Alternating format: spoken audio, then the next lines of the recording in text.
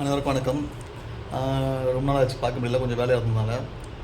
நேற்று வந்து அஜித்குமார் வழக்கறிஞர் ஒருத்தர் வந்து சேலம் கமிஷனர் ஆஃபீஸில் ஒரு கம்ப்ளைண்ட் கொடுத்துருக்காரு. என்ன கம்ப்ளைண்ட்னா, இந்த சில தரங்கெட்ட தெருப்பொறுக்கி நாய்கள் சிலது இருக்கும்ல, தன்னுடைய உடம்பை காட்டி சம்பாரித்து இதெல்லாம் காட்டோடதெல்லாம் காட்டி சப்ஸ்கிரிப்ஷன் வாங்க, அதை தாங்க, காசு கொடுங்க, இத்தனை மணிக்கு இந்த ஷோ இருக்குது, அத்தனை மணிக்கு இந்த ஷோ இருக்குன்னு சொல்லிட்டு தமிழகத்தில் இந்த கேடுகட்ட தரங்கெட்ட நாய்கள் நிறைய சுற்றிட்டுருக்குங்க. இந்த நாய்கள் மேலெலாம் நடவடிக்கை எடுக்கணும்னு சொல்லிட்டு அவர் வந்து போய் கம்ப்ளைண்ட் கொடுத்துருக்காரு. இது வந்து சில பேர் வந்து ஆப்போசிட்டாக அவருக்கு பேசுகிறாங்க. அவங்களுக்கு பேசுகிறவங்க நான் ஒன்றே ஒன்று சொல்லிக்கிறேன்.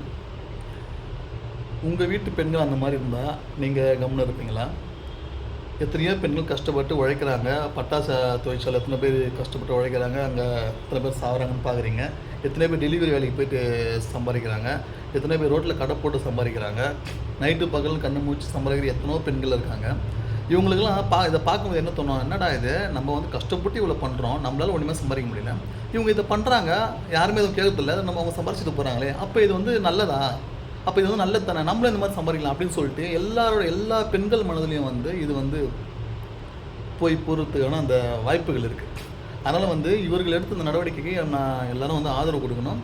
இவர்கள் மேலே அவர் சொன்னது யாருன்னா, அந்த சாதனான்னு ஒரு நாய், அப்புறம் பிரபான்னு ஒரு நாய், அப்புறம் இன்னும் ஒரு 2-3 நாய்கள் பேர் சொல்லியிருக்காரு.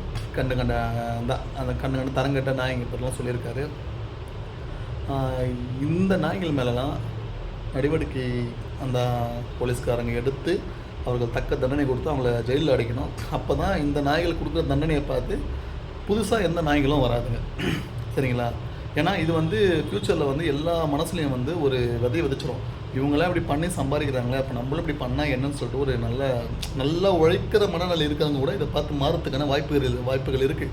அந்த கஷ்டம்னு ஒன்று வரும்போது ஒரு மனிதனோட மனநிலை வந்து கொஞ்சம் ஜிக்ஸாக்காக வரத்துக்கு வாய்ப்புகள் இருக்குது. அதுதான் மனிதனுடைய மனம்.